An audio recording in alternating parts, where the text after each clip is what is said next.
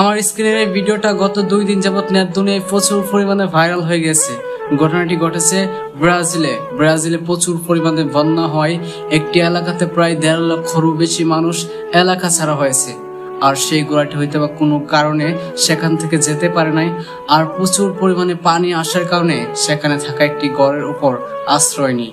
দীর্ঘ 24 ঘন্টা শ্বাসরুদ্ধকর অবস্থায় ঘোড়াটি এখানেই দাঁড়িয়ে থাকেন।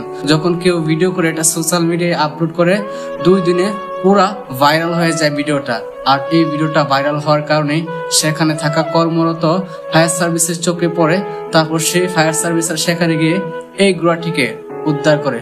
সত্যি গতকালকে যখন এই ভিডিওটা ভাইরাল হয় তখন আমি মনে মনে ভাবতেছিলাম ঘোড়াটি হয়তো বা নির্ঘাত মৃত্যুবরণ করবে, কারণ এখানে তাকে বাঁচাবার মতো কোনো মানুষ নেই।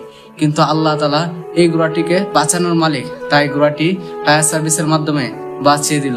সত্যি এখন ভিডিওটা দেখে প্রচুর পরিমাণে ভালো লাগছে যে ঘোড়াটি এখন বেঁচে ফিরেছে।